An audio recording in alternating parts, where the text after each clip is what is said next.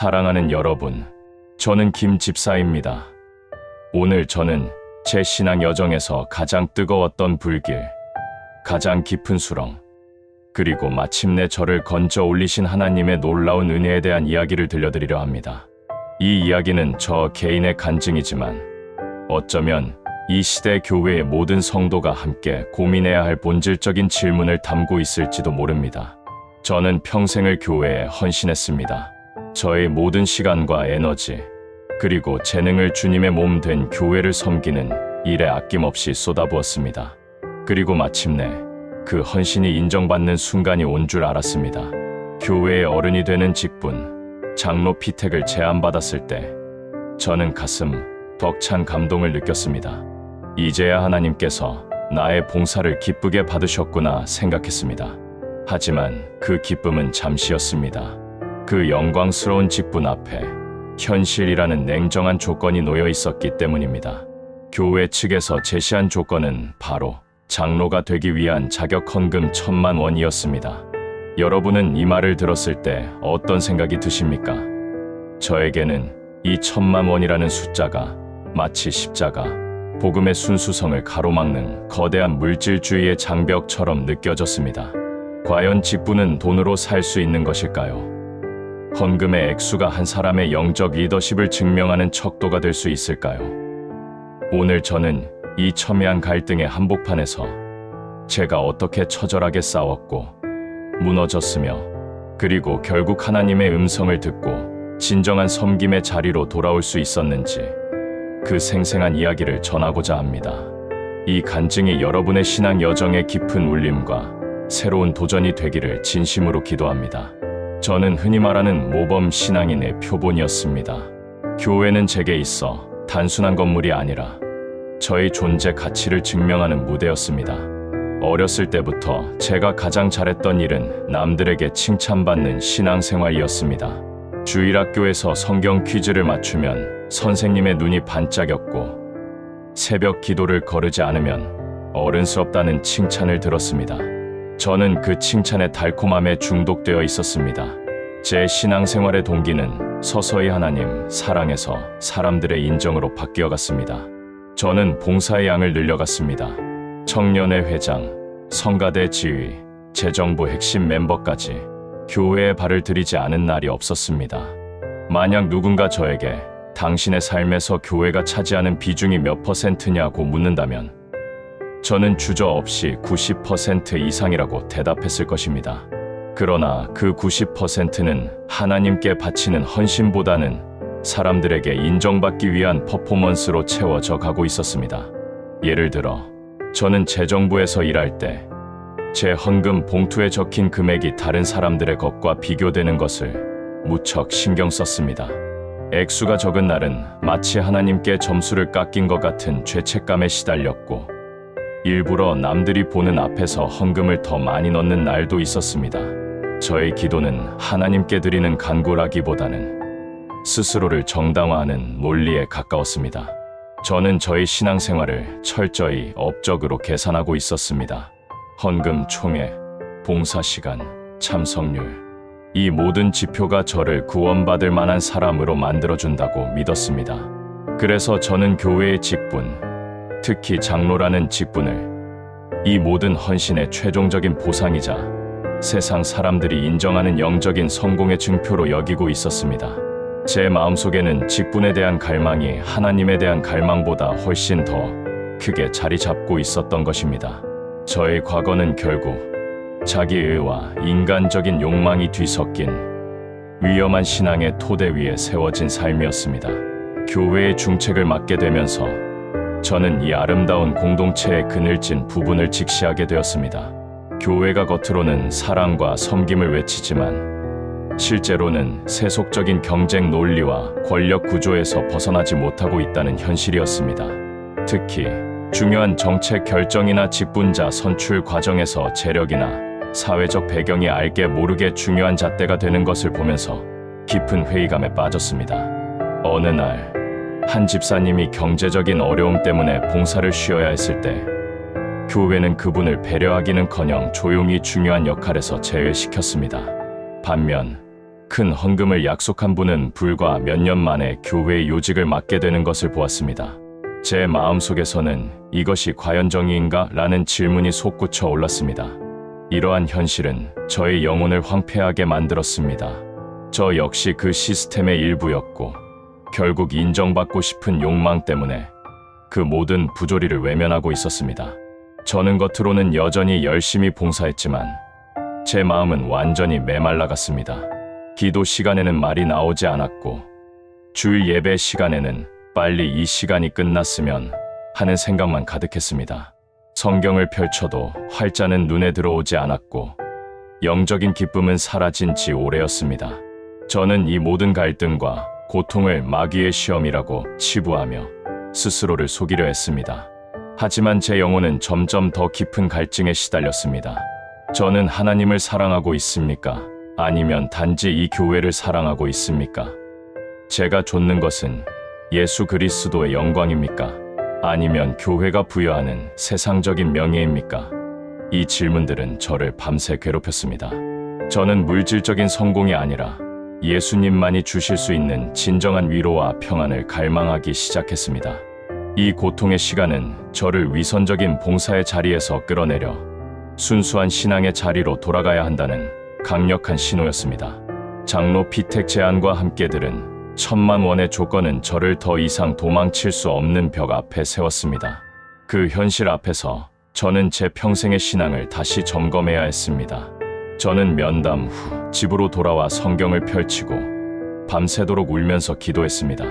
저는 예수님께서 성전에서 돈 바꾸는 자들을 내쫓으셨던 사건을 묵상했습니다. 마태복음 21장 12절 말씀, 예수님은 분명히 내 집은 기도하는 집이라 불릴 것인데 너희는 강도의 소굴을 만드는구나 라고 꾸짖으셨습니다. 교회 직분을 물질로 거래하는 이 현실이 주님의 몸 된 교회를 강도의 소굴로 만들고 있는 것은 아닌가 하는 섬뜩한 질문이 제 마음에 박혔습니다. 장로라는 명예를 포기할 것인가? 아니면 신앙의 양심을 저버리고 1,000만 원을 낼 것인가? 저는 제 통장 잔고를 보았습니다. 1,000만 원은 저에게 결코 부담 없는 금액은 아니었지만 당장 낼 수는 있었습니다. 만약 제가 이 돈을 낸다면 저는 권위 있는 장로님이 되어 존경받고 교회의 중요한 의사 결정에 참여하며 제 남은 인생을 성공한 신앙인으로 마칠 수 있을 것입니다. 하지만 그때 마태복음 16장 26절의 말씀이 제 귀에 울려 퍼지는 듯했습니다. 사람이 만일 온 천하를 얻고도 제 목숨을 잃으면 무엇이 유익하리요? 저는 깨달았습니다. 제가 지금 얻으려는 장로라는 직분은 온 천하가 아니라 작은 교회 안의 명예일 뿐인데 이 명예를 얻기 위해 신앙의 양심과 하나님 나라의 가치를 잃어버린다면 그것이 무슨 소용이 있겠습니까? 저는 떨리는 손으로 목사님께 거절 의사를 전했습니다. 목사님, 저희 신앙 양심상 장로 직분을 받지 못하겠습니다. 저는 아직 돈이 아닌 믿음으로 직분을 감당할 준비가 되지 않은 것 같습니다.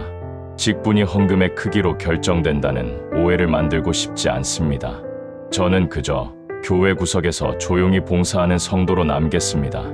이 결정은 저에게 인생의 가장 큰 용기를 요구했지만 그 순간 제 마음속에 찾아온 하나님의 평안은 1,000만 원은 물론 세상의 어떤 명예와도 바꿀 수 없는 결정적인 전환점이었습니다. 장로 피택을 거절했다는 소식이 교회 전체에 알려지자 저는 가장 혹독한 영적 겨울을 맞이했습니다. 처음에는 몇몇 분들이 저에게 용기 있는 결정이라고 속삭였지만 시간이 지나면서 저는 교회의 조직적인 소외를 경험하기 시작했습니다. 사람들은 제가 교회에 불순종하는 사람, 목사님과 교회의 불만을 품은 사람으로 낙인 찍었다는 것을 알 수 있었습니다. 저는 봉사했던 모든 직책에서 자연스럽게 멀어졌습니다. 재정부에서는 저의 업무를 인수인계했고 성가대에서는 지휘봉 대신 가장 구석 자리로 밀려났습니다. 가장 아팠던 것은 오랫동안 함께 신앙생활을 했던 동료, 집사님들마저 저를 피하며 낯선 눈빛으로 바라볼 때였습니다. 마치 제가 교회의 시스템을 위협하는 이단아가 된 듯한 기분이었습니다. 고독과 억울함 속에서 저는 자주 하나님을 원망했습니다. 하나님, 제가 주님의 뜻을 따르려 했을 뿐인데 왜 저에게 이런 고통을 주십니까? 하지만 이 고난의 시간이 저를 오직 성경으로 돌아가게 했습니다. 저는 바울의 고난을 묵상했고 예수님의 십자가의 길을 되새겼습니다. 저는 특히 빌립보서 2장 5절 8절 곧 너희 안에 이 마음을 품으라 곧 그리스도 예수의 마음이니 그는 근본 하나님의 본체시나 하나님과 동등됨을 취할 것으로 여기지 아니하시고 오히려 자기를 비워 종의 형체를 가지사 라는 구절을 붙잡고 매일 울었습니다. 예수님께서 가장 낮은 종의 모습으로 이 땅에 오셨는데 감히 제가 돈을 내고 높은 직분을 구하려 했다는 사실이 너무나 부끄러웠습니다. 저는 그때부터 직분 없는 헌신을 시작했습니다. 아무도 알아주지 않아도 괜찮았습니다. 저는 주차장에 쓰레기를 줍고 예배당 의자를 정리하고 주방에서 설거지를 했습니다. 섬김의 본질은 직분에 있지 않고 예수님의 마음에 있다는 것을 깨달았기 때문입니다. 이 험난한 고독의 여정은 저의 껍데기 신앙을 완전히 벗겨내고 오직 예수 그리스도만을 구하는 순결한 믿음으로 저를 단련시키는 성숙의 시간이었습니다. 제가 가장 낮은 곳에서 직분 없이 섬기기 시작한 지 2년이 지났을 때 놀라운 변화가 일어나기 시작했습니다. 사람들은 더 이상 저를 장로 피택을 거절한 사람이 아니라 가장 조용하고 묵묵하게 섬기는 집사로 보기 시작했습니다. 제가 하는 봉사에는 사람에게 보이기 위한 의도가 전혀 없었기 때문에 그 순수함이 사람들의 마음에 깊이 전달된 것입니다. 어느 날 한 젊은 부부가 저에게 다가와 눈물을 글썽이며 말했습니다. 집사님, 저희는 교회가 돈으로 직분을 사는 곳인 줄 알고 실망해서 떠나려 했었습니다. 그런데 집사님께서 장로직을 거절하신 후 가장 낮은 자리에서 헌신하시는 모습을 보면서 진정한 교회의 모습을 깨닫고 다시 힘을 얻었습니다. 이 고백은 저에게 그 어떤 장로 임직패보다 더 값진 열매였습니다. 이러한 잔잔한 변화는 결국 교회의 리더십에게도 전달되었습니다. 제가 던진 직분의 본질에 대한 질문은 더 이상 외면할 수 없는 주제가 되었습니다. 교회는 제 사례를 바탕으로 심도 있는 논의를 거쳤고 마침내 장로 피택 시의 의무적인 자격 헌금 조항을 폐지하는 용기 있는 결정을 내렸습니다. 대신 직분에 대한 자발적인 감사 헌금으로 전환하고 그 금액의 투명한 사용처를 공개하기로 결정했습니다. 이 소식을 들었을 때 저는 눈물을 흘릴 수밖에 없었습니다. 제가 겪었던 고독과 아픔이 결국 교회의 영적인 건강을 회복시키는 하나님의 도구로 사용되었다는 사실에 깊이 감사했습니다. 저는 돈으로 살 수 없는 직분의 가치를 온몸으로 증명해냈습니다. 이 모든 것은 저의 의나 능력이 아닌 제가 오직 예수님께만 집중했을 때 하나님께서 이루신 완전한 변화와 회복의 열매였습니다. 저는 이제 장로라는 직분은 없지만 주님 앞에서 가장 충성되고 사랑받는 종이라는 영원한 직분을 가지고 살아갑니다. 사랑하는 시청자 여러분, 저의 간증을 통해 우리는 다시 한번 근본적인 질문 앞에 서게 됩니다. 우리는 지금 무엇을 위해 신앙생활을 하고 있습니까? 교회의 직분, 세상적인 명예, 혹은 물질적인 축복입니까?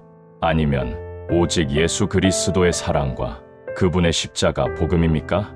교회의 현실이 때로는 우리를 아프게 하고 실망시킬 수 있습니다. 하지만 기억하십시오. 교회의 주인은 인간이 아니라 예수 그리스도 한 분뿐이십니다. 우리가 할 일은 인간적인 시스템과 싸우는 것이 아니라 내 안의 세속적인 욕망과 싸우는 것입니다. 만약 여러분이 지금 섬김의 자리를 갈망하고 있다면 세상적인 조건이나 인간의 인정이 아니라 예수님의 발 앞에 무릎 꿇는 겸손함을 먼저 구하십시오. 직분은 헌신을 완성하는 명예가 아니라 더 낮은 곳으로 내려가기 위한 부르심입니다. 여러분의 삶이 어떤 직분을 가졌든 혹은 가지지 않았든 상관없습니다. 가장 낮은 자리에서 묵묵히 섬기는 그 모습 자체가 세상이 줄 수 없는 가장 강력한 간증이 될 것입니다. 오직 예수 그리스도만을 바라보며 돈과 명예를 초월한 진정한 믿음의 길을 함께 걸어갑시다. 하나님께서 여러분의 삶을 통해 이 시대의 교회를 회복시켜 주실 것을 믿습니다. 감사합니다.